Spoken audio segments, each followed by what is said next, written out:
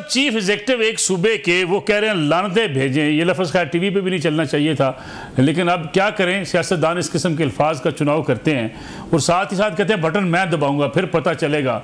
Ultimatum भी दे रहे हैं वफाकी हुकूमत को। बहुत शुक्रिया आपका मलिक साहब। गुजारिश ये है कि अगर आप इससे पहले थोड़ा सा गाइडलाइन देखें जो बानी पीटीआई की तरफ से दी गई थी इलेक्शन के फ़ौरन बाद, वो ये थी कि ना आपने पार्लियामेंट को चलने देना है, ना आपने सिस्टम को चलने देना है, ना आपने हुकूमत को चलने देना है, हर जगह आपने प्रोटेस्ट करना है। उस स्ट्रेटजी को उस वक्त तो खैर समझा नहीं गया, लेकिन अब उसका मंजरनामा जो हमारे सामने है उसका एक नतीजा तो ये है कि पूरा मीडिया जो है वो पीटीआई की इन एक्टिविटीज़ को कवर करने के ऊपर लगा हुआ है। आप कोई स्क्रीन उठा के देख लें, हर वक्त कुछ ना कुछ पीटीआई के हवाले से वहाँ चल रहा होता है। तो ये एक स्ट्रेटजी का हिस्सा है। ठीक, लिहाजा चूंकि बानी पीटीआई ने कहा कि किसी चीज़ को मानना नहीं है, तो यही मैसेज लेके डाउन द लाइन तमाम लोग, चाहे वो लीडर ऑफ द अपोजिशन है उमर अयूब साहब, चाहे वो बैरिस्टर गौहर हैं, जो भी जिसको भी उठा के देख लीजिए, अली अमीन गंडापुर की तो आपने गुफ्तगू अभी सुना दी है, वो दो चीज़ें साबित कर रहे हैं। एक तो ये कि वो जिस ओहदे पर बैठे हुए हैं वो ना उसके अहल थे, ना उनकी केमिस्ट्री इस काबिल है कि उनको एक अहम सूबे की चीफ मिनिस्टरशिप के ऊपर यानी फायज कर दिया जाए। ठीक, दूसरी बात यह है कि जो उनकी गुफ्तगू, लफ्ज़ों का चुनाव और जिस तरह की धमकियाँ वो दे रहे हैं, ये एक फेडरेशन है जिसमें एक स्ट्रॉन्ग मरकज़ है जिसकी 4 इकाइयाँ हैं। बिल्कुल ठीक, कोई भी इकाई उठ के मरकज़ के खिलाफ बगावत नहीं कर सकती, ये असूल की बात है। और दूसरी बात यह है कि केपीके का जो हाल है इकोनॉमिक के लिहाज से, जो उनकी इक्तिसादी हालत है, उनको तो इस किस्म की नारेबाजी करनी ही नहीं चाहिए। दूसरी बात रह गई ये कि बटन मैं दबाऊंगा, वो बटन तक किसी ने पहुंचने नहीं देना इनको। अच्छा, ये फिर वही अनाड़ीपन है कि उनको यही नहीं पता कि ये इस किस्म की चीज़ें जो हैं वो उनकी दस्तरस से बाहर हैं। जिस दिन ये हो गया कि वो बटन दबा के पूरे मुल्क को नहरों में डुबो देंगे, तो फिर इस मुमलिकत को खुदा ना खास्ता फिर इसको ख़त्म हो जाना चाहिए, इसलिए कि फिर बाहर से तो किसी दुश्मन की आपको ज़रूरत नहीं है। तो ये जो मंजरनामा बन रहा है, ये तसादम की सूरत हाल यकीनी तौर पर है, और ये एक पॉलिसी, एक स्ट्रेटजी के मुताबिक है। ये आप बिल्कुल ना समझें कि ये अचानक हो रहा है और कोई इसके पीछे माइंड सेट नहीं है। दूसरी तरफ आप आ जाएं जनाब अदालतों की तरफ, वहाँ तो एक अजीब व गरीब किस्म का मंजरनामा है। आज एक जज साहब ने कहा हम कानून बनाएंगे। भाई ये आपको किसने इख्तियार दिया है? कौन सी आइन के तहत आप कानून बनाएंगे जनाब? दूसरी बात यह है कि जो हॉस्टिलिटी इस वक्त इस्लामाबाद हाई कोर्ट खास तौर से वहाँ दिखाई दे रही है, वो अच्छा ओमन नहीं है। जिन जजों का काम फैसले करना है, उनका काम सियासत करना नहीं है किसी सूरत भी, ना वो किसी सियासी पार्टी के वकील बन सकते हैं। वो हम पहले सुना करते थे मलिक साहब के जी आजकल दौर वो आ गया है कि वकील छोड़ दो जज कर लो। अब तो हमने सुना था जजों के फैसले बोलते हैं, यहाँ तो सिर्फ जज बोल रहे हैं और जज भी वकील के तौर पे बोल रहे हैं। यानी जो भी प्रोसीडिंग, अब मेरे साथ जो दोनों मेरे साथी बैठे हैं वो भी मेरे साथ इत्तेफाक करेंगे कि इस तरह की गुफ्तगू तो कभी अदालतों में हुई नहीं है। ये तो अदालतों का मंजरनामा लगता ही नहीं है, तो लगता है किसी पार्टी का या सेक्रेटेरिएट है, और या फिर यहाँ पर पता नहीं कौन से मुल्क के ये नुमाइंदे हैं जो इस तरीके से इंसाफ देना चाहते हैं कि ठूंसा जा रहा है इंसाफ। बिल्कुल ठीक। तो ये जिस तरह की हॉस्टिलिटी चल रही है, मुझे कोई भी खैर की तवक्को नहीं है। ठीक है, अब इससे पहले कि हम इससे आगे बढ़े या इससे आगे कुछ कहें, मेरे ख्याल से जजों को चाहिए कि वो जरा थोड़ा सा अपना भी एहतसाब कर लें, जो कि बहुत जरूरी है। ठीक हो गया। मोहसिन बेग साहब, महज अल्टीमेटम है अली अमीन गंडापुर साहब का, या कोई तसादम की तरफ जाता हुआ आपको हालात दिखाई देते हैं? बहुत शुक्रिया मलिक साहब। बेसिकली तो सलीम बुखारी साहब ने बहुत अच्छा इसका पूरा एनालिसिस किया है।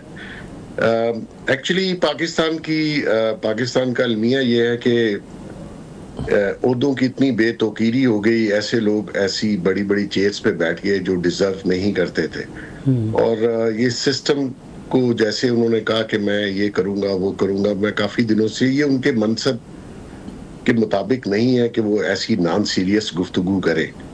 अगर उनका ख्याल है कि वो जो पेशावर की इलेक्ट्रिसिटी कंपनी है वो लेना चाहते हैं या डैम, बिलीव कीजिए इनको अंदाजा नहीं है कि वहाँ फिर 3 महीने तो बिजली आती है, फिर 3 महीने के बाद वफाक ही वहाँ बिजली बेचता है, और जो कि अगर आप उसके स्टैटिक्स देखें तो बहुत से लोग वहाँ पे बिल पे नहीं करते, जो कि पूरे वफाक को और गरीब लोगों को या जो बेचारे बिल देते हैं उनके ऊपर उसको डिस्ट्रीब्यूट किया जाता है। अगर बगैर हकायक के आप इस किस्म की गुफ्तगू करेंगे और जितना वो उन्होंने अपना बताया है कि जी मैं ये भी कर सकता हूँ, मैं वो भी कर सकता हूँ, हालांकि वो जब इनसे वो शहद वाली बोतल पकड़ी गई तो ये कांस्टेबल इनके पीछे था और ये पूरी कश्मीर रोड पे भाग रहे थे। तो दिलेरी इनकी पता है वो कितनी है। मकसद ये है कि आप इंतशार वाली गुफ्तगू, ऐसी गुफ्तगू करके क्या हासिल करना चाहते हैं। वो बेसिकली बुखारी साहब ने कहा है कि जो उनका बानी है वो चाहता है कि ये सिस्टम जो है इस मुल्क का वो ना चल सके, और जो पॉलिटिकल स्टेबिलिटी सबकी ख्वाहिश थी इलेक्शन के बाद शायद आ जाए, लेकिन वो नहीं आई और उसमें मजीद खराबी पैदा हो रही है। और दूसरी साइड जो है हमारी जुडिशरी की, उसको ये एक्सप्लॉइट कर रहे हैं। एक अदारा जो है उसकी गलतियां होगी, मैं उनको डिफेंड नहीं कर रहा उस हिसाब से, लेकिन मैं ये कह रहा हूँ कि वो अभी तक रिस्ट्रेन शो कर रहे हैं। एंड ऑफ द डे अगर ये हेड ऑन कंक्लूजन हुआ तो नेचुरली वो नुकसान किसका होगा वो आपको पता ही है, लेकिन नुकसान असल में मुल्क का हो जाएगा। और अगर आप एक दफा ट्रैक से उतर गए और इतना हॉस्टाइल जो है एनवायरनमेंट है, हर बंदा, हर घर, हर शख्स फ्रस्ट्रेशन का शिकार है, किसी को मुलाजमत नहीं मिल रही, किसी का रोजगार नहीं चल रहा, कोई बेचारा बच्चों की तालीम और ये जो बिल्स हैं ये नहीं पे कर पा रहा। तो ऐसी सूरत में अगर कोई खुदा ना खासा कहीं ऐसा माहौल पैदा हो गया तो फिर इसको कोई संभाल नहीं सकेगा। तो सबको थोड़ा सा ठंडा होकर सोचना चाहिए। ये निजाम, आप इस निजाम का हिस्सा हैं, आप इसको चलने दें। ये जमहूरियत पे आपने बिलीव भी कर लिया, आप पार्लियामेंट में भी चले गए, अब आप इसको फसाद डाल रहे हैं। तो थोड़ा सा ठंडा होके सबको इवन जुडिशरी को भी। अब जो साहब जिनकी बात अभी आप कर रहे थे फैसलों की, वो अब देखें उन्होंने आज भी जो फैसले किए हैं वो तो बिल्कुल वो चाहते हैं मैं इस तरीके से शहीद हूं कि शायद, हालांकि उनकी जो सुप्रीम जुडिशल में केस पड़ा हुआ है उसमें सारी चीजें मौजूद हैं। तो आई डोंट नो क्या हुआ है, सब लोग इस तरीके से आ गए हैं जैसे इस मुल्क को हमने खुद ही तबाह करना है, किसी और की जरूरत नहीं है हमें। तो मैं समझता हूँ थोड़ा सा संभल के चलने की जरूरत है। और हालात वाकई मालिक साहब आने वाले दिनों में मुझे हालात अच्छे नहीं लगते और मैं बड़े दिनों से कह रहा हूँ कि थोड़ा सा सब्र से चले, वरना सब पछताएंगे। ये नहीं है कि आप और मैं पछताएंगे या बुखारी साहब पछताएंगे, ये मुल्क में सब रहते हैं। खलासा साहब, हालात वाकई उस तरफ जा रहे हैं कि हम सब पछताएंगे, जिसका जिक्र भी मोहसिन बेग साहब कर रहे हैं। दूसरा, हुकूमत कहती है कि जो सूबाई हुकूमत ने जो बजट पेश कर दिया वफाक से पहले, उससे IMF के साथ जो हमारे मामलात हैं वो भी डिस्टर्ब होने के इम्कानात हो सकते हैं, क्योंकि IMF से जो बातचीत होगी उसके बाद बजट और ख़ास तौर पर जो डायरेक्शन है IMF की तरफ से, फिर वफाक जो पैसे देता है उसका सही तयन नहीं हो पाया जब तक वफाकी बजट पेश ना हो। क्या PTI को इस बात का इदराक नहीं है, या PTI समझती है कि ठीक है सिस्टम रिपीटा जाए तो कोई बात नहीं? आपने अपने इंट्रो में बात की थी कि तसादुम की तरफ जा रहे हैं, और मोहसिन बेग साहब ने एक बात की कि रेस्ट्रेंट वाली, ये दोनों ये चीज़ें बड़ी अहम हैं जो आपने की हैं या बेग साहब ने की हैं।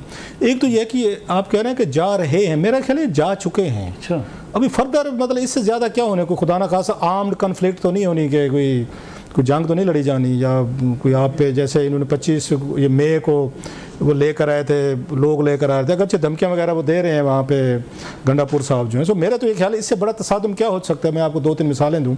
जो गंडापुर साहब कह रहे हैं, उन्होंने कहा था ना कि हम आएंगे इस्लामाबाद पे कब्जा कर लेंगे और कब्जा करके इमरान खान साहब को अडियाला जेल से छुड़ा लेंगे। जब चीफ मिनिस्टर ये कह रहा हो ना, तो उसको हमारे यहाँ कहा जाता है हवाई फायरिंग। आप हवाई फायरिंग ना समझनी चाहिए उसको, बट से दे मीन इट। मेरा ये ख्याल है जब आपको कोई वज़ीर आला वज़ीर आज़म इस तरह की बात कह रहा हो ना, तो उसको सीरियस लेना चाहिए। सो उन्होंने अपनी, वो आ सकते हैं इस्लामाबाद, वो पहले आए नहीं थे सर। ये 25 मई को कौन आया था सर? ये 25 मई को आपको याद होगा खान साहब लेकर आए थे। ये पिछले साल की मैं आपको बात कर रहा हूँ सर, उससे पहले की बात कर रहा हूँ, मेरा ख्याल है 2022 की बात कर रहा हूँ। इससे पहले परवेज़ खटक साहब नहीं लेकर आए थे, वो उस वक्त वो भी आए थे। सो ये पहले भी आते रहे हैं धरने में, 2014 के धरने में भी आए थे, वो सारे के सारे एक्टिव थे। फिर आपको याद होगा जो उसमें इनको चौधरी सार अली खान साहब, मेरा ख्याल उस वक्त ये वज़ीर दाखिला थे, इनको रोका किया था अटक के साइड। उस वक्त आर्म्ड कन्फ्लिक्ट सारी आपको याद होगा, आंसू गैस चली, गोलियां चली, सब कुछ हुआ। फिर खान साहब खुद 25 वाला लेकर आए थे। सो माजी में चीज़ें होती रही हैं, एक चीज़ ये। अब दूसरा ये है कि यहाँ पर जो मेरा ख्याल है जो चीज़ें ट्रिगर हो रही हैं और बड़ी डेंजरसली हो रही हैं, आपने अगर कल आज़म स्वाति साहब की प्रेस कॉन्फ्रेंस सुनी हो, जो उन्होंने उमर अयूब साहब और उन्होंने ये रऊफ़ हसन साहब के साथ बैठ कर कही, आज जो इमरान खान साहब, ये मेरा थोड़ी सी किसी लोगों से बात भी हुई है कोई पंजाब हुकूमत से रिलेटेड, ये जो आज आज़मा बुखारी साहब कह रही थी ना, पंजाब में जो ये आया है वहाँ पर वो उस एजेंडे पर लेकर हैं, मंजूरी दी है, ये कबीना के एजेंडे पे था और ये कल आया गया, पहले नहीं था ये। बिल्कुल, जब आज़म स्वाति साहब ने इमरान खान साहब को बड़े खौफनाक तरीके से फंसा दिया है। उन्होंने अपनी प्रेस कॉन्फ्रेंस में कल कहा है कि मेरी मुलाकात हुई थी इसको लास्ट थर्सडे को इमरान खान साहब से जेल में, और उन्होंने कहा है कि जो कुछ आज़ाद कश्मीर में हुआ ये ट्रेलर है। ये उनके अल्फाज हैं जो उन्होंने कहे हैं, आप उसमें जाए ना उनकी प्रेस कॉन्फ्रेंस सुने, वो कहते हैं ये ट्रेलर है और अभी जो असल बगावत होनी है या रेवोल्यूशन आना है वो KPK से आना है। अब आप इसमें 2-4 चीज़ें खान साहब के लिए मसाइल पैदा कर गए हैं आज़म स्वाति साहब, अगर मेरी ये रीडिंग भी है, और यही रीडिंग मेरा ख्याल हुकूमत की भी है, एस्टेब्लिशमेंट की भी है, और पंजाब हुकूमत भी ये जो एजेंडे पर लेकर आए हैं ना कि खान साहब पे हमने और भी केसेस बनाने हैं, वो से समझते हैं कि इसका मतलब यह है कि जो कोई कश्मीर में हुआ है, जो रिवोल्ट हुई है, लड़ाई हुई है, लोग वहाँ पे कुछ ये कैजुअल्टीज हुई हैं, बहुत सारे नुकसानात जिम्मेदारी इमरान खान, इसका मतलब इमरान खान साहब जेल से बैठे रिमोट कंट्रोल ये चला रहे थे, क्योंकि ये बात कह कौन रहा है? आज़म स्वाति कह रहे हैं, आप, मैं, बेग साहब या बुखारी साहब तो नहीं कह रहे ना, ये आज़म स्वाति साहब टीवी पे कह रहे हैं, पूरी कौम सुन रही है।